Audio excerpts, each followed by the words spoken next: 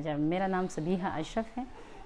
میں آفس سے کل 1 کو جو ہے میں آفس سے نکلی ہوں اور تقریباً 4 کے قریب ٹائم تھا اور میں BRT پہ گئی ہوں. BRT میں جیسے ہی میں بس میں سوار ہو گئی جو ڈائریکٹ جا رہی تھی کارخانوں اور وہ شیرپاؤ پر اور صدر میں اسٹیشن پہ رکتی ہے. تو 2 فیمیل جو تھی مجھے نہیں پتہ تھا کہ یہ جو ہے چوری کرنے انٹر ہوئی تھی.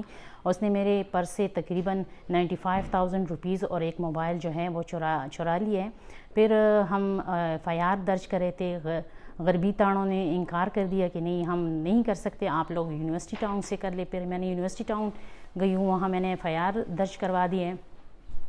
پھر ہم گئے ہیں BRT کے جو وہ ہے مینجمنٹ سسٹم ہے وہاں گئی ہوں کمپلین کرنے.